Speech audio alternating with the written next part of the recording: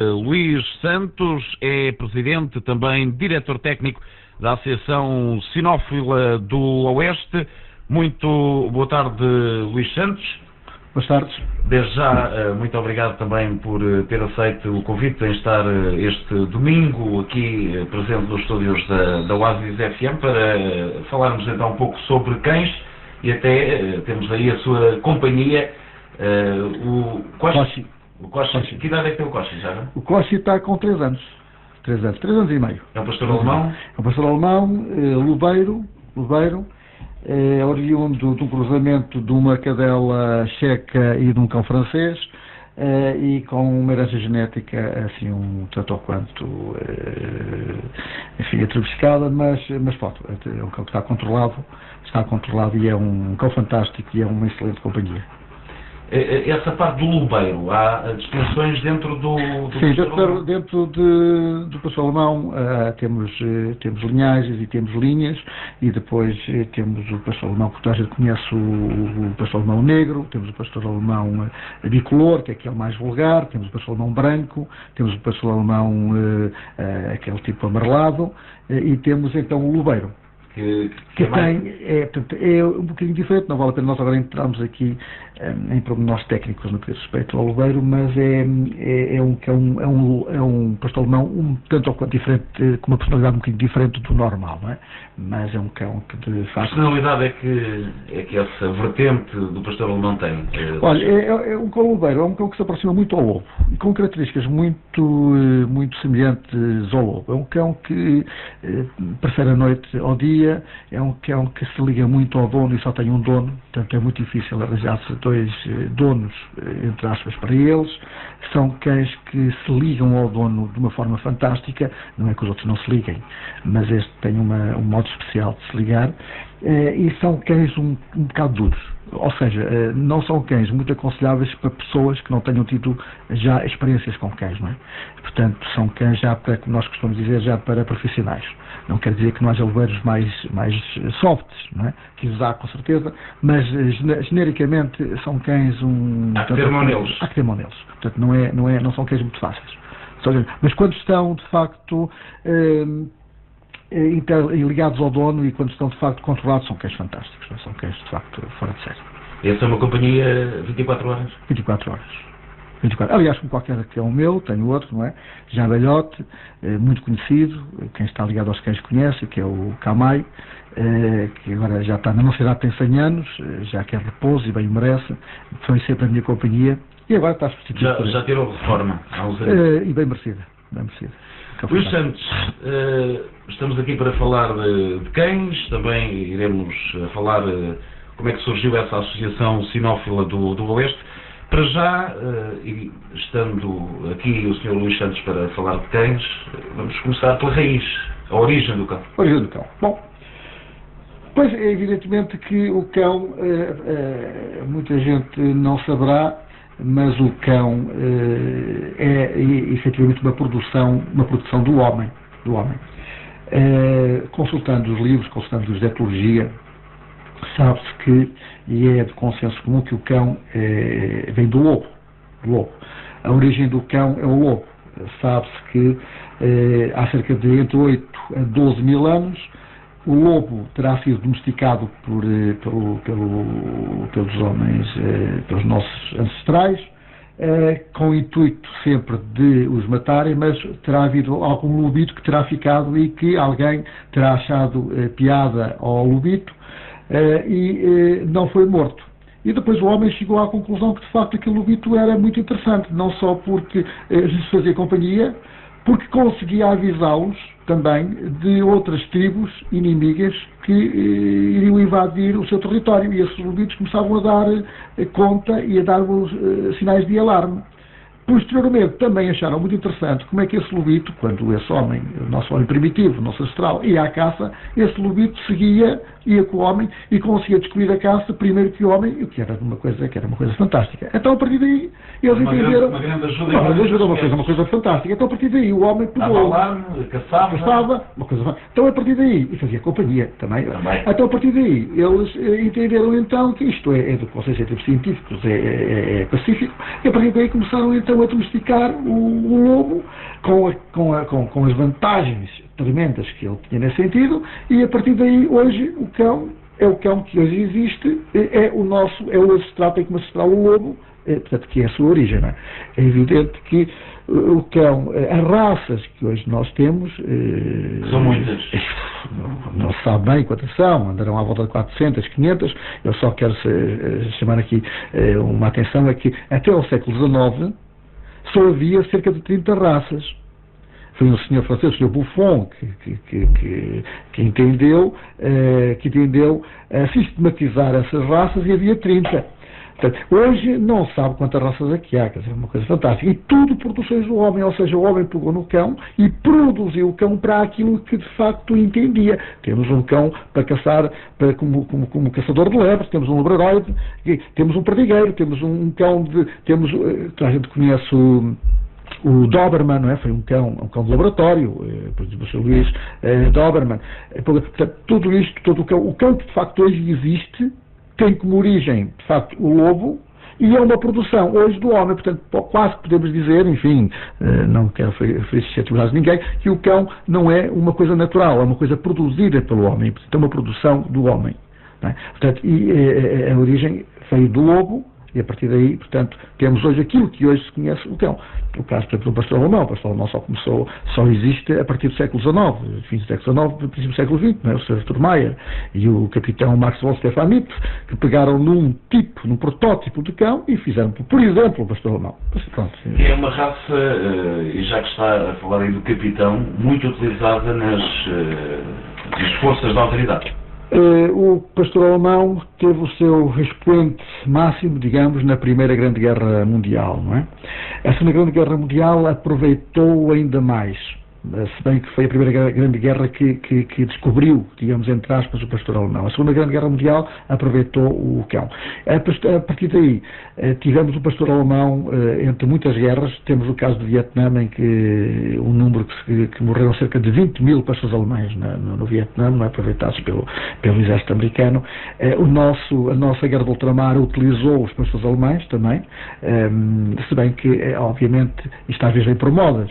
Tivemos anos em que o pastor alemão foi substituído pelo Doberman, enfim, mas hoje não há dúvida nenhuma. Temos hoje o Malinois, o pastor Malinois, que também tem grande importância e grande preponderância das Forças Armadas e Forças de Segurança, mas No meio de centenas de raças, como disse há pouco, que entretanto foram produzidas pelo homem, foi produzindo, quais as vantagens que as forças da autoridade têm a utilizar a raça pastor? O pastor alemão é um cão fantástico. O pastor alemão é bom, nós costumamos dizer na gíria, o pastor alemão é bom em tudo. Isto não é verdade o que estou a dizer, não é completamente verdade, portanto, isto é que nós dizemos na gíria, é bom em tudo e não se pode dizer que seja muito bom em qualquer disciplina. Temos o pastor alemão que podemos pegar o pastor alemão e fazer dele o que quisermos. Há outros cães que já não é assim. A maioria dos cães são assim. Há os cães que são bons para fazer por exemplo, busca salvamento, fazer pistagem, mas já não são bons para fazer guarda, para fazer rondas, já não são bons para isso. Há outros cães que são muito bons como guardas, como defesa pessoal, mas já não pistam nada, nem fazem nada. O pastor alemão consegue, é um cão fantástico, consegue abarcar todas as disciplinas. É uma coisa fantástica. Portanto, nós queremos um pastor alemão e quase que o modelamos como nós queremos. Outros com outras raças, já não é bem assim. Portanto, é essa a vantagem que o cão é multifacetado. É um cão multifacetado. É polivalente. É um polivalente. Ele faz tudo. O pastor não faz tudo. Isto, é claro, não quero menosprezar outras boas raças de cães que existem, não é? E cada vez, à medida que a sinotecnia vai avançando, há pessoas, há criadores e há indivíduos no meio que estão a fazer trabalhos fantásticos, não é? Trabalhos fantásticos, e isso é de enaltecer no que diz respeito ao desenvolvimento canino, não é? E ainda bem que assim é. Mas pronto, o pastor alemão continua a ser, de facto, um expoente fantástico no mundo militar, policial e não só, e privado. E também essa parte de ser uma das raças que se adapta nesses campos vem também ao encontro de um outro tópico, que é o cão e a sociedade. Bom, sabe, aí as coisas já não têm muito a ver com o pastor alemão, temos a ver do aspecto generalista, não é? Generalista. É evidente que hoje, e infelizmente cada vez mais, as pessoas, há muita pessoa que está sozinha, que está isolada, e não estamos a falar do pastor alemão, estamos a generalizar, não é? E cada vez o cão tem uma força muito, muito grande no seio das pessoas, no seio da sociedade. E a sua importância, eu já não sei se é dizer felizmente ou infelizmente, vai crescendo, não é? À medida que as pessoas, repare, se formos ver um antigamente, que não é um antigamente muito, muito longe, onde quando nós chegámos a velhos, as nossas famílias amparavam-nos, nós ficámos em casa até que de facto a morte nos levasse. Hoje em dia, infelizmente, a partir de uma certa altura, as famílias, por questões do próprio dia-a-dia, da velocidade com que nós vivemos, os velhos vão para lares. Ou então ficam esquecidos. Infelizmente. Que morrem há 5 e 6 anos. Tantos que há, assim, que são encontrados já cadáveres. Ora, o cão aqui tem uma importância muito grande. Nós podemos ver pessoas já com idade onde a companhia deles é um cão ou um gato. Não é? Um gato. Mas vê-se muitos com cães. E esse cão é fantástico, faz companhia e é um amparo. O cão dá-lhes aquilo que a família não lhes dá. E isso é muito importante, não é? Isso é muito importante, e esse cão de facto tem uma força imensa no que diz respeito à parte social, à parte da ajuda, à parte da solidão, que hoje em dia infelizmente estamos todos sujeitos e infelizmente votados a isso. E o cão aqui tem uma força tremenda que não podemos. E outra das forças que o cão demonstra é com os invisuais. Com os invisuais, bom, repare, com os invisuais é assim, nós em Portugal temos só uma escola que trabalha queixos visuais, que é lá em cima em Santa Combadão, Mortágua, mais concretamente. Normalmente são cães específicos, que eles trabalham muito com o cão labrador, o labrador retriever, que são treinados para trabalhos invisuais. Não sei se sabe que esses cães, quando são atribuídos a invisuais, não são propriedades invisuais, são propriedades da escola e que depois serão devolvidos à escola quando operacionalmente já não estiverem em composto. É evidente que é uma parte muito importante. Nós em Portugal utilizamos o labrador, quase a parte muito utilizam labradores, mas também há pastores alemães a fazer esse trabalho e outras raças. Se bem que o pastor alemão não é muito utilizado para fazer mais labradores, porque são cães mais softs, como a gente costuma dizer, têm uma preparação para isso, são escolhidos especificamente para isso também. E infelizmente começou a aumentar com uma certa atitude. Com calma, um cão, normalmente eles são castrados, como as pessoas não sei se sabem, mas para serem mais calmos. Não pode ser um cão dominante, um cão que queira a ascendência sobre tudo e todos, não é? De maneira que o invisual consiga andar com o cão na rua de uma forma perfeita, o cão consiga levá-lo e conduzi-lo de uma forma perfeita, não é? Ou quase perfeita, de maneira que ele se sinta perfeitamente ambientado no dia-a-dia. O seu dia-a-dia de trabalho e não só, não é? É mais um ponto a ir ao encontro dessa importância do cão na sociedade, da solidão. Da solidão, e é fantástico. Hoje vemos muitos idosos com cães maiores, mais pequenos, de variadas raças, não é? Obviamente que eu não aconselho nenhum idoso a ter um pastor alemão, porque o pastor alemão tem características muito próprias, não? O pastor alemão é um cão de trabalho, é um cão que se não trabalhar, fica frustrado. Está a dormir. É um cão que quer trabalhar. E se não tem trabalho, um idoso não pode dar a um pastor alemão aquilo que o pastor alemão de facto quer. O pastor alemão é um cão atleta. Quer correr, quer mexer, quer trabalhar, não é? O idoso é complicado. Portanto, se bem que, enfim, o pastor alemão... Como conhecedor de cães, qual o melhor cão para um idoso que já está, como o Luís Santos disse há pouco, naquela fase mais isolada da vida, para a companhia? Sabe que eu não consigo dar um cão, uma raça de um cão para a companhia, porque olha, e porquê? Mas há ali um perfil mais... Temos que ter um cão que tem que ser um cão submisso, um cão tímido, não é? Que tímido entre aspas, um cão submisso, um cão que de facto não seja líder, que não tenha ascendência sobre outros cães, tem que ser um cão calmo, não é? Um cão que também é perfeitamente integrado na sociedade. E eu digo uma coisa, eu não vou por raças, nem quero ir por raças, porque temos aí tantos cães abandonados de raças indefinidas que nós vulgarmente popularmente chamamos de rafeiros, que são cães extraordinários. E as pessoas às vezes vão para raças quando de facto não faz sentido, com tanto cão abandonado está aí. E em alguma das situações junta-se, nesses casos, infelizmente, o útil ao agradável. O cão sente só, o idoso sente só e ali a companhia... É uma simbiose perfeita, fantástica, onde de facto os dois se unem e fazem um só, têm uma vida... A solidão, digamos, acaba por uni-los. Por uni-los. E então o idoso tem uma vida melhorada, uma vida muito, muito, muito diferente, porque tem sempre uma companhia, e o cão também tem. Até porque há uma coisa fantástica, sabe que o cão não nos vê a nós como seres humanos, vê-nos a nós também como cães. Nós para eles também somos cães. De modo essa parte para mim é novidade. Eles para nós vê-nos como cães, nós para eles somos cães também. Cães diferentes, mas somos cães. E então é um cão, entre aspas, que vê que está com outro, portanto fazem uma micromatilha que é deles, não é? E vivem bem. Vivem felizes, é o melhor possível, obviamente, não é? E muitas vezes acontece quando o ser humano morre, o cão também não resiste muito tempo, também morre, não é? Pela solidão e pelo abandono, entre aspas, que o dono deixou por uma causa natural, pela saudade, não é? Saudade.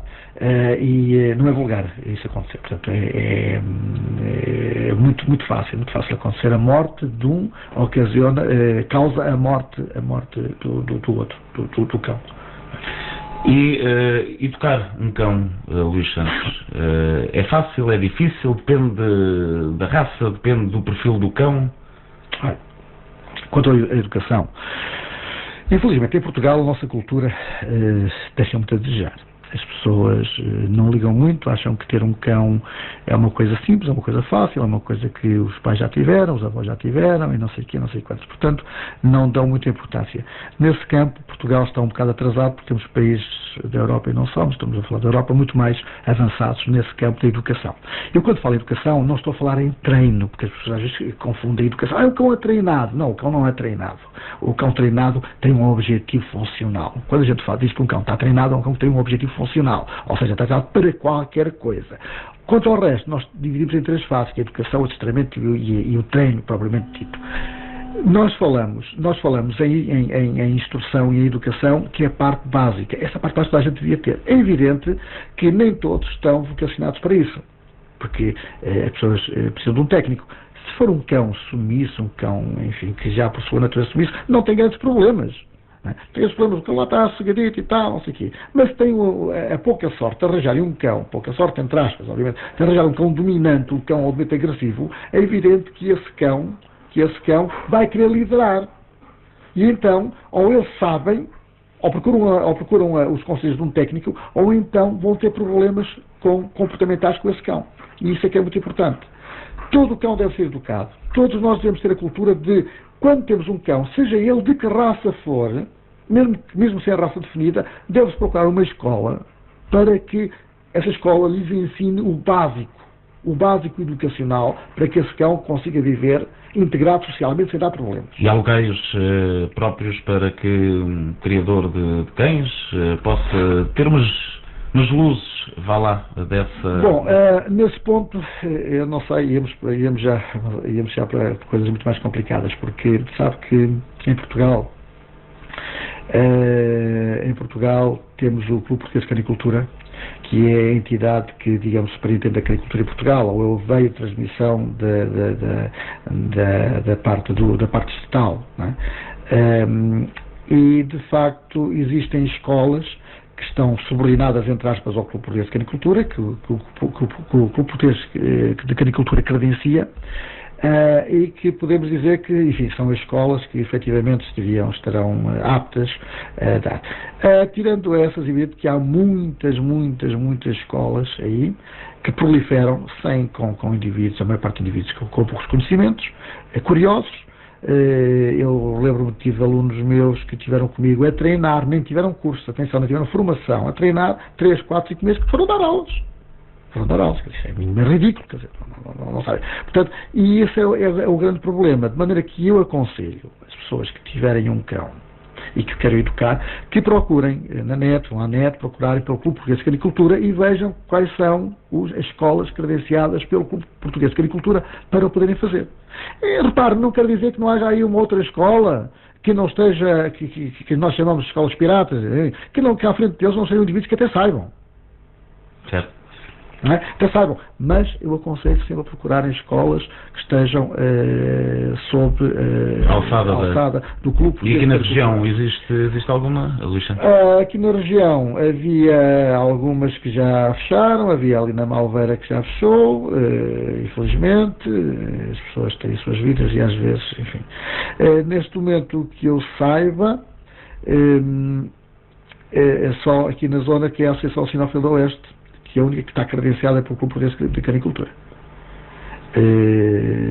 Pode ser que eu esteja enganado, que haja outra que eu desconheça, mas... E para os interessados, existem dias ou qualquer dia... Sábados e domingos, nós só lá estamos sábados e domingos da parte de tarde, não é?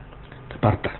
Para quem não tem conhecimento do local da associação... Fica perto da Roliça. Isso nós temos temos o site da net, que é o www.alcoeste.com, ou a Associação Sinófila do Oeste no Facebook. Portanto, temos lá todas as informações que as pessoas necessitem para nos encontrar. E pronto, sábado e domingo estamos lá, as pessoas no sábado e domingo vão lá para adquirir conhecimentos técnicos e depois têm que, durante a semana, treinam, fazem o trabalho de casa, para depois no outro fim de semana continuarmos com os trabalhos, não é? Porque educar um cão não é difícil, mas também não é muito fácil. Também não é fácil. E muitas das vezes, ou a maior parte das vezes, os problemas são, as origens dos problemas é humana, não é do cão, é humana. E nós temos que muitas vezes tentar solucionar o problema humano para depois conseguirmos solucionar o problema do cão. Porque os erros e os problemas são de origem humana. Devo dizer que neste momento talvez 90% dos problemas dos cães, dos desvios comportamentais que os cães têm, são de origem humana. 10% já é uma questão genética, uma questão hereditária, mas 90% é o homem. É o homem que, por erros, por falta de saber como é que as coisas funcionam, vamos deixar também para daqui a pouco esses disparates do homem, quais são, também a origem que podem ter. Para a segunda parte desta entrevista, ainda muito há também para falarmos do cão, eles também utilizados no desporto, também nessas guerras que muito falam em termos de cães perigosos, também outros temas que ainda estão aqui em cima da mesa para mais daqui a pouco abordarmos. Agora vamos fazer uma pausa porque no Vimeiro vai também decorrendo esse último dia de saltos internacional de 3 estrelas no Hotel Golfmar e o Duarte Coelho tem novidades. Vamos já de seguida fazer esse contacto com o Vimeiro para trazermos essas classificações. O dia de hoje no Vimeiro começou bem cedo, às 9 da manhã, logo com a primeira prova e durante a tarde agora o grande prémio também que vai encerrar esta 28ª edição do Duarte Coelho. Veja a seguir. Voltamos à conversa em estúdio. Luís Santos, estávamos há pouco a indicar que também em termos de educação do cão, muitas vezes há primeiro que educar o dono e depois é que o cão não é o cão que muitas das vezes tem que ser educado. Há ali também donos que em termos de procedimentos não agem a 100%. Sim, é evidente que, como há pouco disse, as pessoas não têm consciência às vezes o que é ter um cão ou que tipo de cão têm que ter, e então muitas vezes compram-se cães por moda, não é? Porque o meu vizinho tem um Rottweiler, então não sei o que, se o meu vizinho tem um Rottweiler eu também vou... Agora não há lutar aos pequeninos. Isto há modas... Vão para as malas das senhoras. Sim, já há muitas modas, eu já passei por muitas modas, já vi muitas modas. Eles têm os Chihuahuas, têm os Yorkshires, que são cães pequeninos, acham muita piada aqui, portanto há uma data de há uma data de cães e, como digo, isto é por modas. Agora, as pessoas muitas vezes não têm consciência, de facto, do tipo de cão que querem ter e, como eu digo, vão por modas, porque o meu vizinho tem um Rottweiler, eu também tenho um Rottweiler, porque o meu vizinho vai comprar um Doberman, porque o meu vizinho comprou um Pitbull, ou não sei o quê, também vão ter. E as pessoas não têm consciência, de facto, daquilo que é ter um cão. E para que é que querem um cão? O cão tem que ter um objetivo. Como eu digo, por exemplo, há pouco disse o pastor alemão, por exemplo, um cão de trabalho. Não é só o pastor alemão que é um cão de trabalho, outros cães que há que são cães de trabalho. E se esses cães, que são cães de trabalho, vão para uma família onde, de facto, a família não lhes dá nada, são cães que estão para lá, enfim, quase abandonados, porque simplesmente vão à rua, vão passear à rua e dão-lhes de comer e pouco mais do que isso. É evidente que esses cães, mais cedo ou mais tarde, podem ter desvios comportamentais. Esses desvios comportamentais vão trazer grandes problemas à própria família e não é muito usual um cão ou outro, às vezes, dar uma dentada a qualquer membro da família, e depois o cão é mau, o cão não presta, vamos abater o cão. Portanto, infelizmente, é muito vulgar ver-se agora, a nível nacional, há uns meses, um desses casos que muito foi falado, até houve um abaixo-assinado para que o cão não fosse abatido.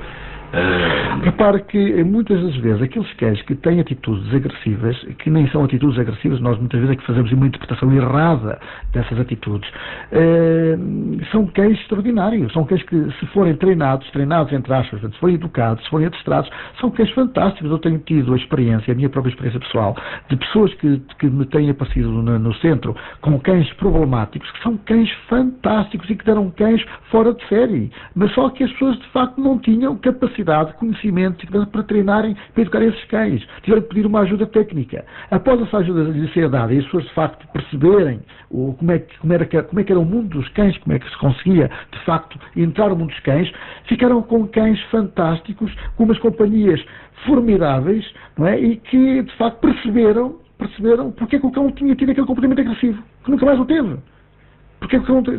Bom, repare, mas vivemos numa sociedade onde as pessoas ainda não procuram a ajuda de técnicos. Uma pessoa, quando está doente, tem que procurar um médico. Quando temos problemas jurídicos, temos que procurar um advogado.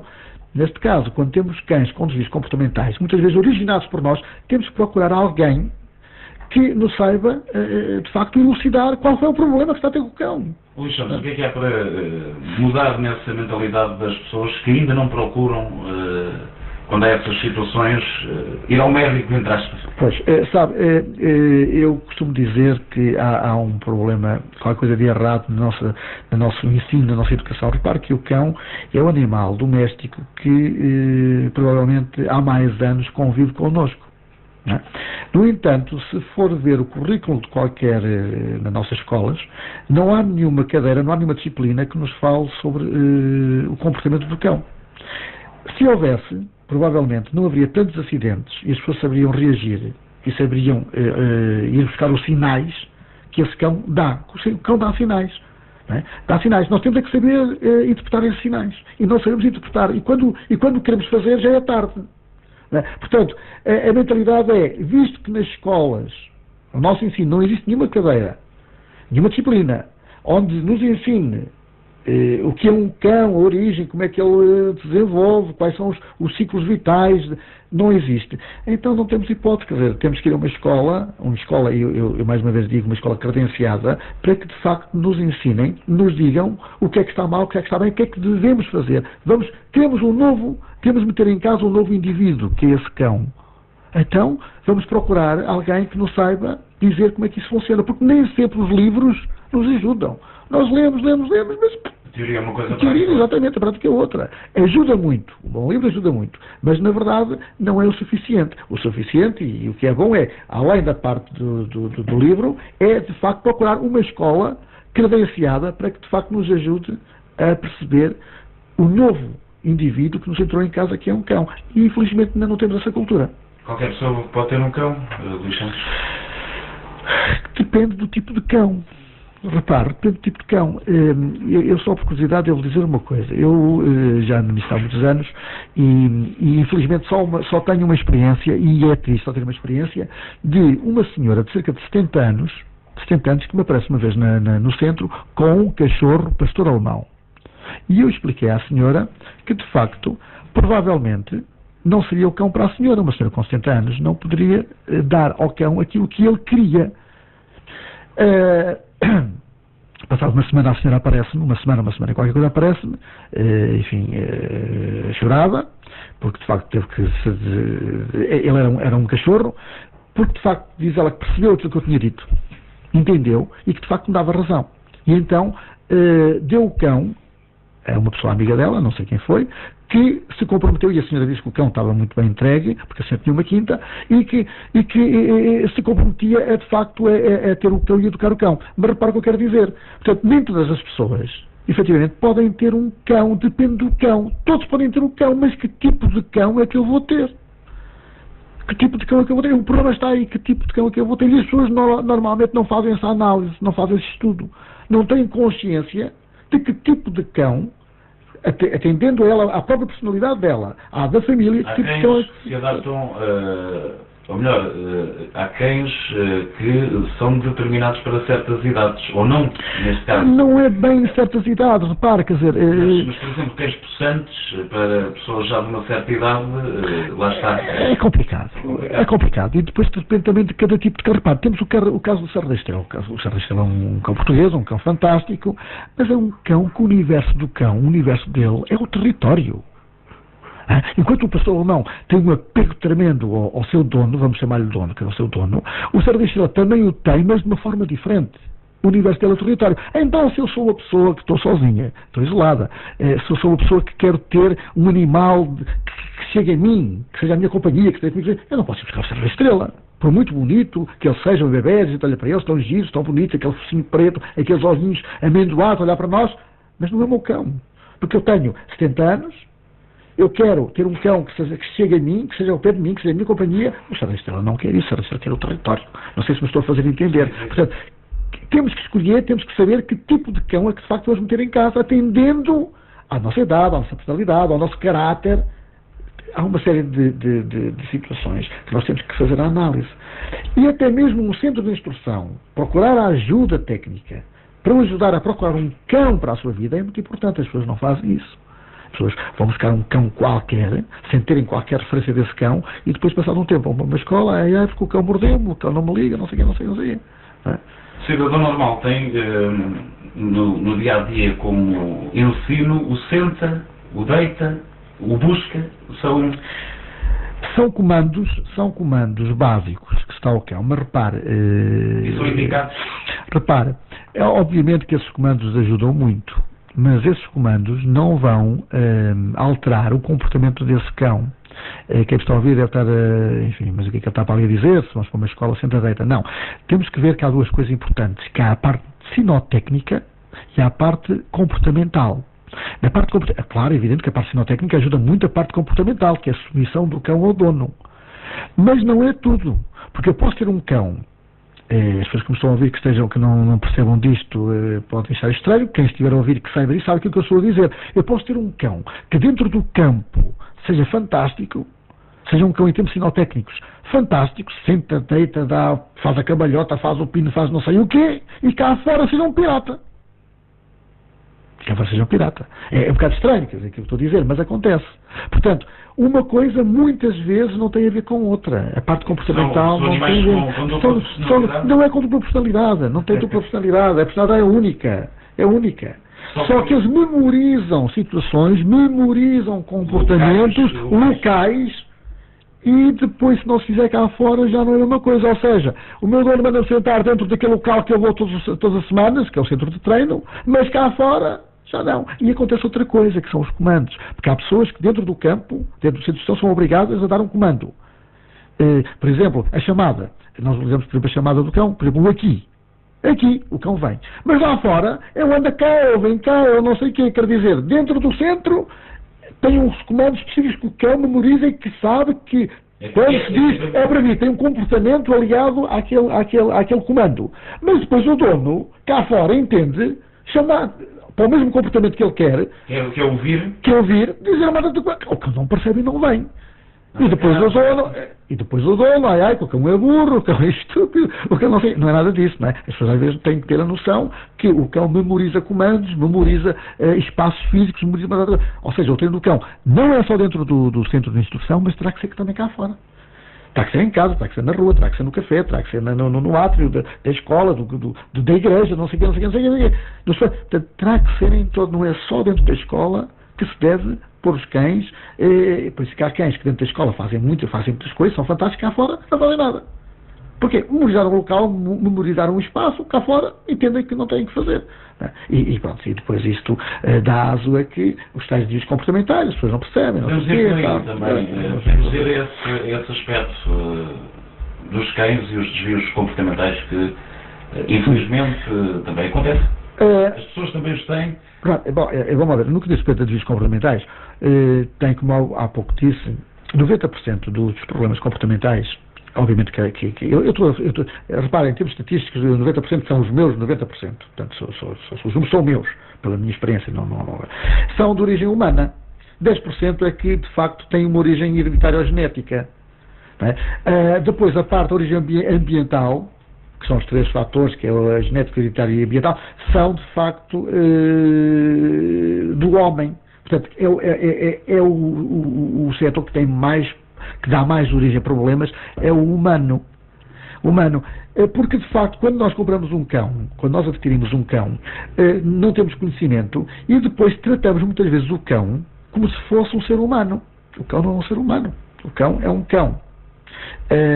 E tem a sua maneira de estar, tem a sua maneira de ser. Como nós normalmente, e as pessoas também não procuram conhecimentos, não procuram saber como é que esse cão, na natureza, se vivesse na natureza, como é que ele se comportaria?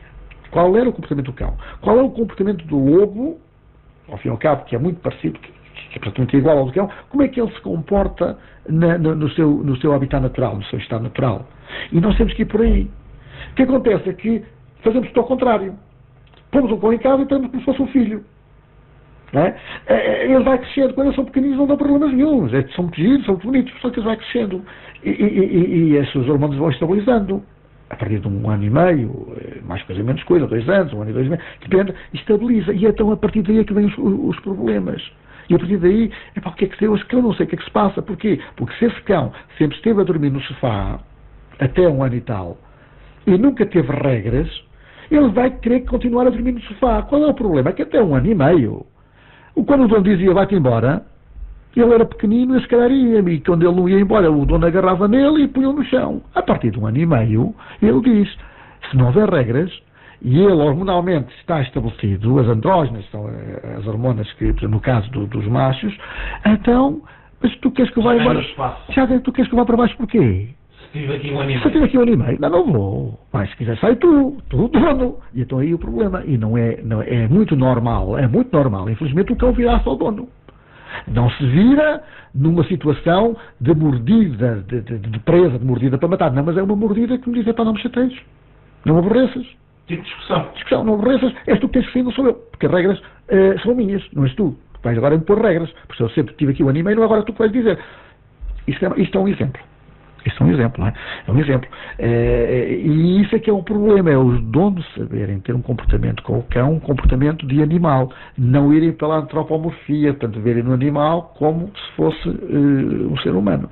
Esses são os grandes problemas importantes. Porquê? Porque eles não têm conhecimento. É o sair, por exemplo, o sair, que está à origem de muitos serviços comportamentais, que há a cidade de separação, que é o normal, são problemas todos os dias. É o cão, é o dono que sai de manhã, deixa o cão em casa e quando chega é um churrilho de disparate, está tudo partido, virado, tudo mordido, ou então tudo sujo. Porquê? Porque ele não percebeu, o dono não percebeu que ele tem que ser o líder, tem que ser o alfa, não é? E quando sai, os outros, no caso do cão, têm que simplesmente esperar pelo dono.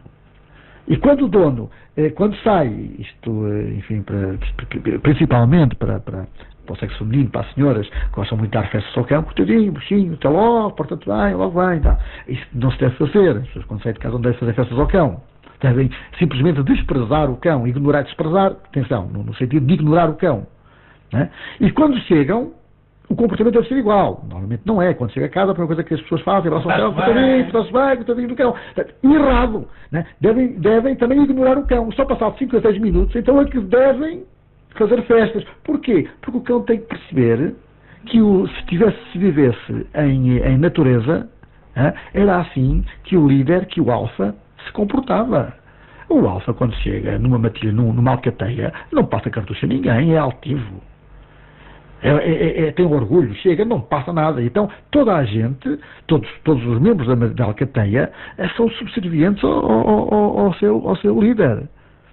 Portanto, nós temos que ser aquilo que seria um lobo alfa numa alcateia. E o problema está aí. É que nós não somos. Não sabemos ser. E então dá um churrilho de disparates e de problemas que dão origem aos desvios comportamentais. Ou seja, muitas das vezes, pela amizade, pelo carinho que o dono tem ao cão, acaba por estar a fazer disparate. As pessoas não têm essa noção. E depois, mais tarde, o cão assume a liderança e o cão vê, não, mas quem é o líder sou eu. Não és tu, sou eu. E então começa a ter comportamento de líder. E qual é o comportamento de líder? Nós, quando queremos afastar uma pessoa, temos braços, não é? Então afastamos com os braços, o cão não tem braços. Então afasta com os dentes. E nós fazemos logo a interpretação errada. O cão quis morder. Não, o cão não quis morder. O cão apenas teve um comportamento de alfa, de ascendência sobre aquele membro da família que, por acaso, é um ser humano. Não quis morder. Ele apenas quis afastá-lo. À maneira dele. Rosnou e mostrou-lhe os dentes e afastou. Que é aquilo que ele faria se tivesse em matilha ou em alcateia. É uma coisa que ele fazia. Portanto, é a estrutura social que tem que ser perfeitamente ordenada. E quando uma família humana não é, temos origem aos tais desvios comportamentais, não é? que se consubstanciam em várias formas, não é? De várias maneiras. Luís Santos, essa situação vem também ao encontro dos ciúmes, exatamente, da saudade. Dos ciúmes, da saudade. O ciúme e a saudade são sentimentos humanos, não são caninos. O cão não tem ciúme. Não tem ciúmes, não tem saudade. Tem um sentido de matilha, de estrutura social, que nós, humanos, através da antropomorfia, vamos chamar-lhe saudades e ciúmes e outras coisas, não é? Mas não, atenção, é o sentido de matilha, é o sentido de a estrutura social que está quebrada, por qualquer razão que se quebrou, e o cão, neste caso o cão, toma uma atitude muitas vezes negativa. Há pouco em off estávamos a dar o exemplo na saudade de falecer alguém da família. É um pilar que... É um pilar, a saudade que existe, repara, normalmente um cão que morre a seguir à morte de um dono, normalmente é um cão que não é um cão dominante, nem um dominante agressivo, ou seja, é um cão que não nasceu para ser líder. E então o líder morreu. Então se morreu, ele entende que a sua sobrevivência está posta em causa. E então se está posta em causa, não é? Ele entra numa apatia. E agora o que é que eu vou fazer? E vai atrás. E vai atrás, não é? Um indivíduo, um casal que se separa e que tem um cão, entretanto há um novo membro que entra dentro de casa, que o cão não conhece porque não fazia parte da sua matilha, não fazia parte da estrutura da sua estrutura social, porque era outro ou outra que entretanto saiu porque se divorciaram, porque se separaram, não sei o quê. Então entrou um novo membro, mas ninguém o apresentou. Então ele reage. Não é ciúme. É um sentido de matilha, mas quem é que é este indivíduo que veio usurpar o meu território? Não é? Uma criança que nasce, que também que existe, né? Normalmente também é preciso ter cuidado, porque muitas vezes o meu cão gosta muito do meu bebê. Atenção, às vezes pode não acontecer, às vezes o cão pode estar à espera de uma oportunidade, né? Para aniquilar um novo membro que erradamente não foi apresentado ao cão. Como é que, ainda bem que toca nesse aspecto, Luís Santos, como é que um casal que tem um cão já com, vá lá, um ano e meio, ou menos, 8 meses, tem entretanto um recém-nascido, como é que se consegue conjugar ali a entrada de um ser humano, de um novo membro que é um ser humano? Primeiro há logo uma questão que normalmente quando as pessoas estão grávidas a tendência sempre, infelizmente, é de afastar o cão. Ora, devia ser exatamente ao contrário. Afastar o cão. Está grávida, não sei o quê, e as pessoas têm medo porque é um cão e que transmite não sei o quê, bactéria, não sei o quê. Um cão que esteja medicado, um cão que tenha as suas vacinas em dia, que seja limpo, quase todos os dias ou quase todos os dias, não apresenta qualquer tipo de problemas. Não apresenta. Aliás, até há estudos, penso que na China, já por lá uns estudos, quaisquer em que até aconselhavam os cães estarem com bebés e lamberem os bebés, não sei o quê, por causa das imunidades, arranjar mais imunidades, não sei o quê. Bom, acontece que eu já lido com cães há muitos anos e eles lambem-me e nunca tive problemas nenhum, nunca tive doenças nenhumas, nem nunca vi nesse sentido. Acontece que num casal Portugal, quando existe alguém, uma mulher que está grávida, a tendência é afastar. Olha, é errado. O cão tem a noção que aquela senhora, aquela mãe, tem um ser na barriga. E o cão tem mais noção disso que nós próprios temos. É fantástico. E se nós afastarmos esse cão vai perdendo essa noção e pelo contrário, vê que há uma rejeição. Se fizermos o contrário, deixarmos que o cão efetivamente cheire a barriga da mãe, esteja que sinta o bebê, quando ele nascer é uma coisa perfeitamente natural. É um membro que ele aceita e que percebe. Contrariamente, ele não percebe. E há perigo. E há perigo. Se for um cão dominante ou um dominante... Como é que se evita esse perigo, Luís Santos? Olha, logicamente que é complicado, não é? É muito complicado. O casal tem que ter cuidado. Não pode deixar, nunca pode deixar a criança sozinha com o cão, porque muitas vezes o cão aparentemente parece gostar da criança, mas está à espera de uma oportunidade. Estamos a falar de cães dominantes ou dominantes agressivos. Um cão submisso, um cão tímido, normalmente não tem essa tendência, mas um cão que seja um cão que nasceu para ser líder pode ter essa tendência, portanto esse casal terá que ter cuidado e ir integrando gradualmente essa criança no meio. Como é que um dono consegue ter a distinção se é um cão submisso ou um livre? Olha, essa pergunta é fácil de ver. É muito difícil estar aqui a explicar os comportamentos dela. Os comportamentos de um líder são comportamentos perfeitamente distintos. O líder é um cão que normalmente quer sempre estar acima de tudo, portanto estará sempre em pontos mais altos. É um cão que quererá sempre passar primeiro às portas do dono. É um cão que quererá sempre sair. É um cão voluntarioso que há de puxar muito, porque não está para estar à espera do dono. Portanto, há uma data de sintomas, de movimentos, de sinais. Curiosamente, em Portugal somos um país que as ninhadas, não há um estudo, nem há uma análise de ninhada. Eu, neste momento, talvez, enfim, não sei, talvez seja das poucas pessoas que fazem análise de ninhada. O que é que isso quer dizer? É a ninhada quando faz testes, quando tem um X tempo de idade, portanto, eles bebés, vai-se fazer os testes. E nesses testes, com uma percentagem enorme de fidelidade, podemos dizer que este cão vai ser um cão dominante, este cão vai ser um dominante agressivo, este cão vai ser um cão tímido, este cão vai ser um cão para isso, para aquilo. Portanto, podemos fazer isso. Normalmente os criadores não fazem isso. Uns porque não têm conhecimentos e outros porque não estão para isso. Poucos criadores existem em Portugal, mesmo muito pouquinhos, que pedem a ajuda de alguém para que fazer essas análises e para venderem os cães a famílias. Não se faz isso em Portugal, obviamente, enfim, atendendo à situação conjuntural que nós temos, como se sabe, não é? As pessoas querem a vender. Não querem saber se aquele cão que sabem que é até um cão dominante, que vá para uma família de pessoas coitadinhos, quer dizer, que vão, o que é que vai acontecer aquele cão? Aquele cão vai ser abatido, mais cedo ou mais tarde, ou vai estar preso toda a vida a uma corrente, que é uma coisa que a mim me faz uma confusão tremenda, não é? Portanto, os criadores não têm esse cuidado. A verdade é esta. Ou poucos terão. Embora essa parte da corrente, Luís Santos, é um hábito que está já mais antigamente... É um hábito antigo. Agora vê-se, ao fim da tarde, muitas pessoas, muitos cidadãos, já a fazer a sua caminhada com o cão ao lado. Olha, felizmente vê-se, mas repare, vê-se sim, não seriam tantos como seria bom, mas vê-se, mas repare, muitas vezes é o começo, mas a televisão nesse ponto também tem tido, não muito, infelizmente, também tem tido uma ação positiva, porque tem havido aparecido filmes sobre animais. O Pastor Alemão, apareceu o Rex, depois apareceu o Inspetor Max, e depois apareceram outros documentários, e tudo isso as pessoas vão vendo e felizmente e positivamente vão tendo uma atitude e vão percebendo que de facto o cão não é para estar preso, não é para estar à corrente. Um cão à corrente é um problema, porque quando tira a corrente, quando faz mil e um estragos, quer dizer, pode morder quem lhe aparece, porque o cão não nasceu para estar preso à corrente. Olha, o cão não é. O cão é um ser que nasceu para estar em liberdade. É evidente que tem os condicionalismos que a própria lei obriga, não é? Mas o cão nasceu para estar em liberdade, não nasceu para estar à corrente. Para um cão à corrente é uma coisa que para mim faz uma confusão tremenda. É prisioneiro, quer dizer, é para um cão, quer dizer, uma vida inteira. Quando esse cão se solta, valha-me Deus, a primeira pessoa que aparece ele morde. Não é? E depois a culpa é do cão, mas abate-se o cão, não, a culpa não é do cão, a culpa é do dono, quer dizer, que não tem a noção que não é à corrente que tem um cão, não é?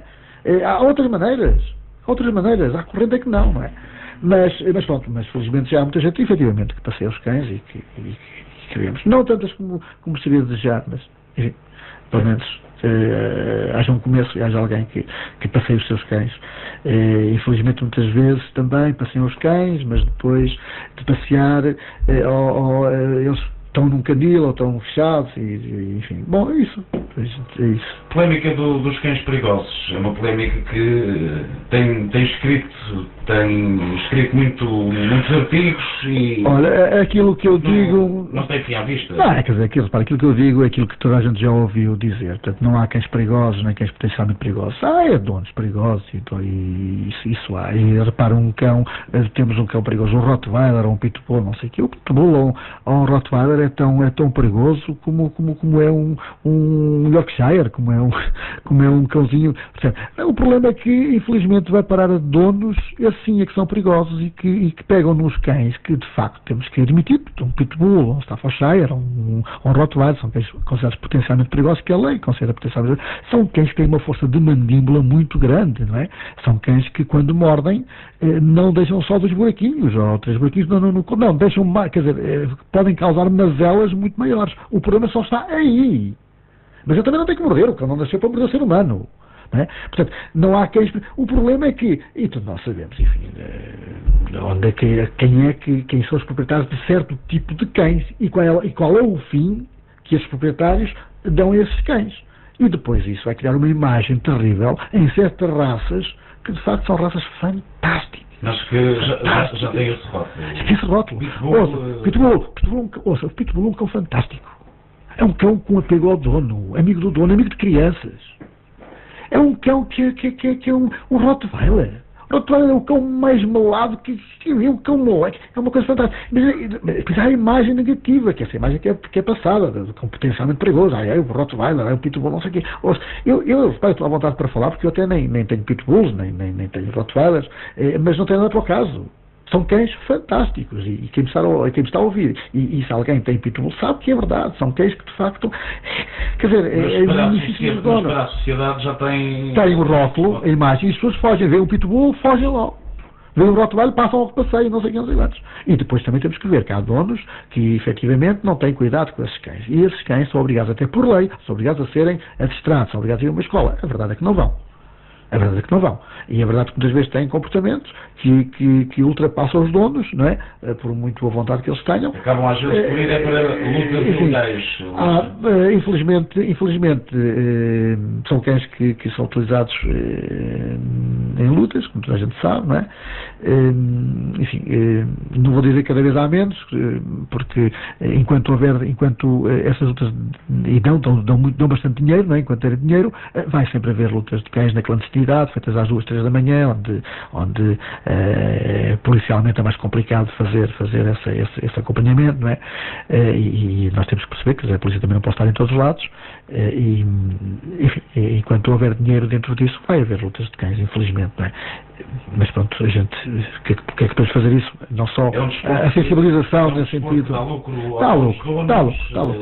E o animal é que exatamente. Está no meio está no meio e acaba por sofrer, acaba por morrer, e quando eles estão de tal maneira já desfeitos, são abandonados. E há muitos canis que têm cães desses completamente desfeitos, não é? Que foram abandonados porque, como já não prestam, abandonam-se. É? E são recolhidos, e depois é muito complicado entrar numa família, porque não é qualquer família que pega num desses cães e os consegue integrar. São cães que até porque o cão já tem um passado muito triste, muito agressivo, muito triste, e viveu para aquilo e não sabe fazer outra coisa, não é?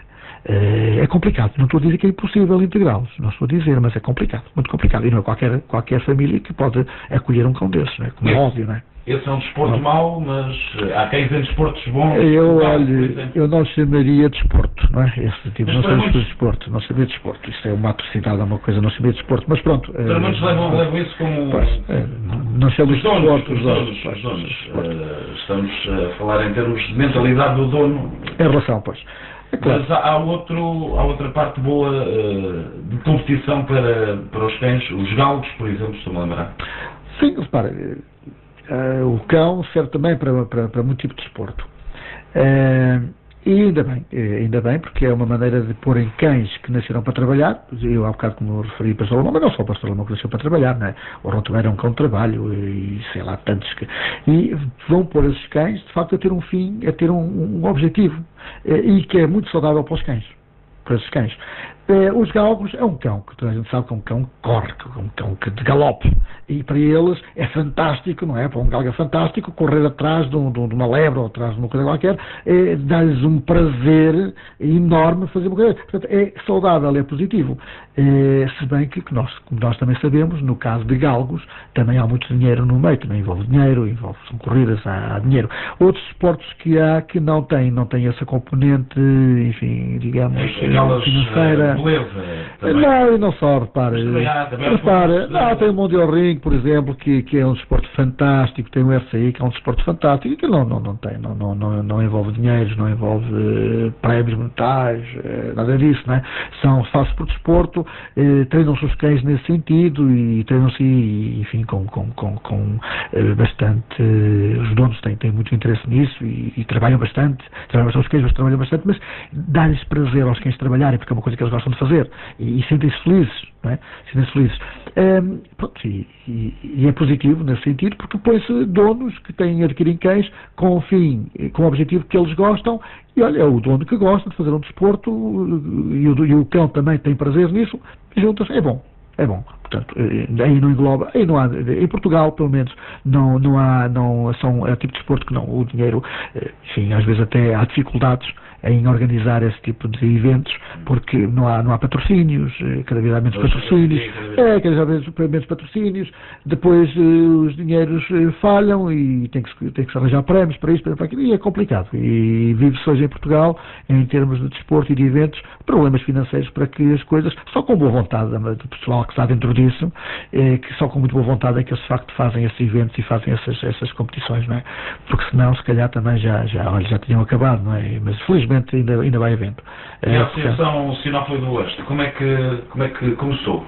Olha, nós temos um objetivo diferente. Nós primeiro, o objetivo nuclear é a integração social do cão. A Associação Sinófila do Oeste começou de uma maneira muito curiosa. Eu estive como coordenador técnico de várias associações. E depois, por razões, a última fui convidado para abrir uma escola. Portanto, uma escola com fins comerciais, a pessoa em causa, as pessoas em causa convidaram, eu aceitei, não sei o quê, mas depois aquilo não deu porque a minha filosofia, eu gosto de cães, eu gosto dos animais, não é felizmente não preciso, tenho a minha profissão, portanto não vejo os cães no sentido comercial. E então aquilo não deu lugar. E então eu tinha alunos meus que eu disse, olha, pronto, eu vou deixar de dar aulas, porque eu de facto gosto dos meus cães, quero treinar, vou deixar de dar aulas, não estou para estar em escolas comerciais, porque não me apetece, não tenho. E então fui pressionado. E daí que faz agora 7 anos, faz este ano 7 anos, que decidi fundar uma associação. Sem fins lucrativos. Vamos fundar uma associação. Eu tinha vários alunos que vieram comigo de Sintra, vieram comigo daqui das zonas, e então fundei a associação que hoje é a Associação do Oeste, com na altura 16 sócios fundadores. Já não estão todos, infelizmente já não estão todos, com 16 sócios fundadores que eram alunos meus que tinham vindo comigo, que me tinham acompanhado e que disseram, e agora onde é que a gente vai treinar? Tu deixas de dar aulas e agora a gente onde é que vai treinar? Portanto, estão habituados a uma filosofia de treino que é a minha, que é um bocado diferente da normal, e agora onde é que nós vamos treinar? E fui pressionado, é verdade. E então fundámos aquilo que eu disse, a Associação Sinófila do Oeste, que é uma associação que não tem fins lucrativos e que serviu essencialmente para ajudar não só aqueles que na altura trabalhavam comigo, tinham cães e que treinavam comigo, como também todas as pessoas da Zona Oeste e não só. Temos gente que vem de Lisboa, treinar lá, não está limitado à Zona Oeste. Está portas abertas. Qualquer pessoa. O nosso objetivo nuclear, efetivamente, é a integração social do cão. Não quer dizer que qualquer pessoa que apareça e passar dos tempos, eu quero fazer desporto. Ok, fazer desporto, ok, podemos fazer um tipo de desporto. Mas a ideia básica é esta, é a educação do homem, a educação da pessoa que nos traz ao cão, que é muito importante, e a educação do cão, e depois a simbiose entre um e outro e a integração social desse cão na sociedade, onde de facto o dono possa ir com o cão um café, possa ir com o cão a um supermercado, sem estar preocupado que o cão faça disparates, que o cão consegue estar à porta do café enquanto ele vai lá dentro tomar o cafezinho, o cão está à porta, chegadamente à porta, espera pelo dono, vai a um supermercado, o cão está à porta, não tem problema, não foge, não sai dali, a não ser que alguém o rouba, mas também pode acontecer isso.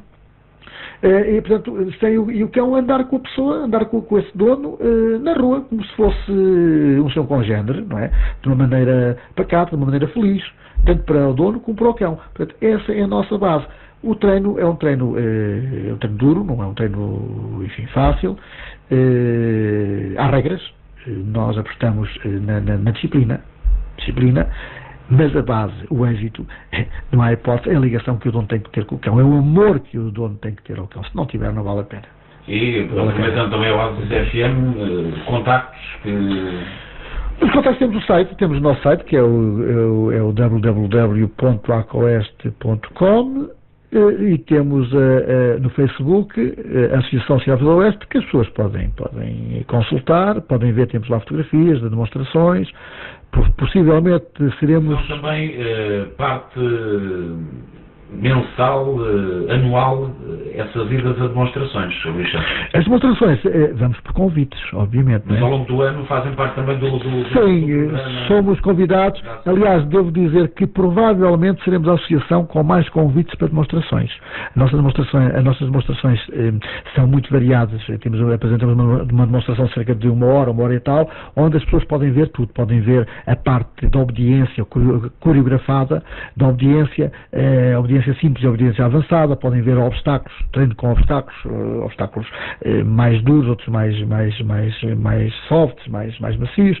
Temos a parte que as pessoas gostam de ver, que é da rejeição alimentar, de comida, portanto, onde o cão não pode comer alimentos dados por terceiros, que as pessoas também acham muita piada a isso. A contra-ordem, ou seja, o cão não pode obedecer a outros que não sejam o próprio dono, não é? Porque é para qualquer pessoa chama o cão e ele vai atrás dele, não é? Como se todo contente. Não, temos um treino nesse sentido, vai com as outras, temos esse sentido, que as pessoas também gostam.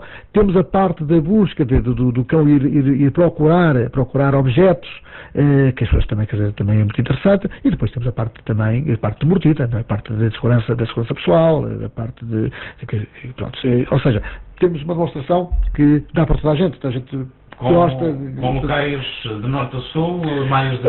obviamente que nós, os convites que nós temos, como compreende, nós vamos aqui à zona, porque as locações são caras, e atenção, que não são pagas, não é? Nós fazemos isto gratuitamente, tirando um ou outro caso onde nos pagam as passagens, aconteceu, Santarém, por exemplo, no que lembra, tivemos lá 4 dias de demonstrações, onde eles pagaram-nos as locações e a alimentação. Mas de resto não, quer dizer, tirando um outro caso, de resto é tudo à nossa conta, não é? Quer dizer, é a associação que paga, e como compreende isto fica claro, não é? Porque levar uma demonstração com 8 cães, 6, 8 cães e mais as pessoas para ajudarem a pôr os obstáculos e, portanto, a parte logística, não sei, tudo isso é caro, de maneira que nós privilegiamos aqui a nossa zona, portanto, zona oeste, porque é a zona que mais faz sentido, que é para as pessoas nos conhecerem, captarmos, e para as pessoas perceberem onde é que podem, de facto, ir treinar e educar o seu cão. É evidente que nos convidarem do norte, nós, com certeza que vamos. Enfim, teria que ser conversado, porque, como digo, há custos, não é? E a associação, como digo, não tem fins lucrativos. Vive de quê? Das cotas que são baixas dos associados, não é?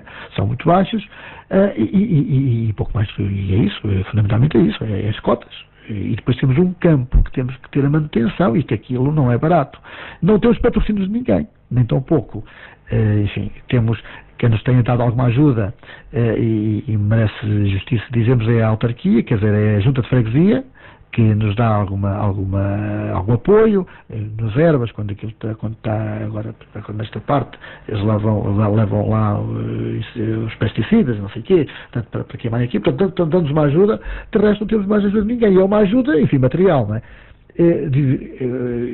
as dificuldades são aquelas da ordem, não é? São as normais, de maneira que não nos podemos dar ao luxo, não é, de fazermos demonstrações no norte do país ou no sul do país, porque fazemos gratuitamente, como disse, e importam muitos custos, não é? Quer dizer, ir ao norte ao sul, contas muito baixas que nós temos, não é?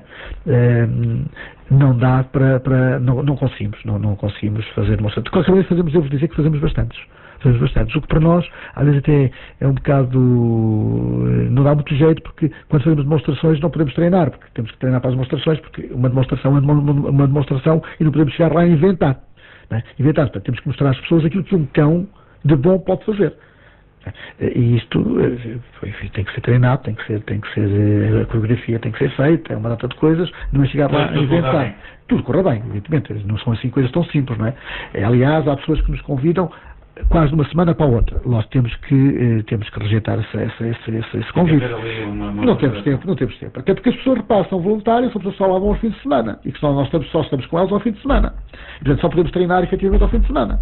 Não é? Portanto, convites que nos façam de uma semana para a outra é muito complicado nós conseguirmos, gostaríamos de fazer, obviamente, mas é muito difícil nós conseguirmos ir, não é? É por essa razão.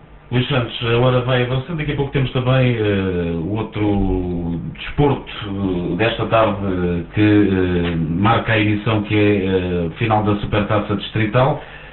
Para concluir, verão, férias, muitas vezes abandono dos animais, não só o cão, mas o gato, o periquito ficam em casa e as pessoas vão de férias. Pois é. O que é que há a fazer nestas situações? Que mensagem, como também diretor técnico da associação, é que quer deixar aos cidadãos?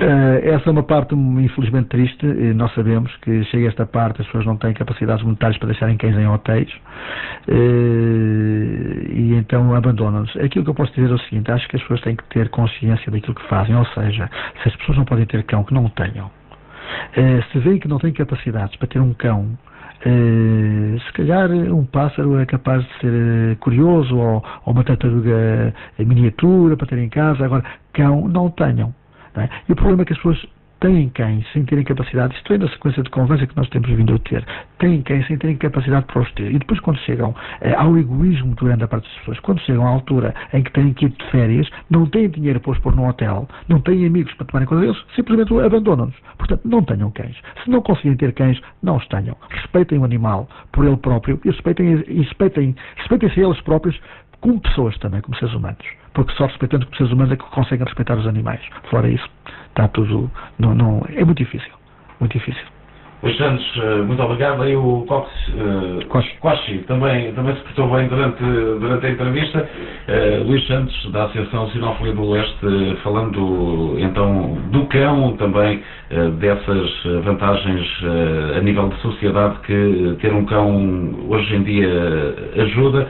É com muito prazer que mais uma vez agradeço a presença do Luís Santos aqui nos estúdios da Oasis FM. Eu é que agradeço. Também é sempre a porta aberta para o futuro. Ok, eu agradeço vocês terem convidado, porque de facto acho que é importante as pessoas terem uma noção, pelo menos, enfim, daquilo que nós possamos fazer e dizer, e estamos abertos para que qualquer problema em termos comportamentais, qualquer problema que as pessoas tenham de desvios comportamentais, que nos contactem não só pelo telefone, portanto, se forem ao site ou se forem ao Facebook, tem lá o contacto telefónico, que o façam porque nós temos todo o prazer em ajudar, estamos lá para isso, a associação foi criada para isso e não fazemos nada mais do que aquilo que nos propusemos de início. Portanto, muito obrigado a vocês também. Muito obrigado, Luís Vimeiro.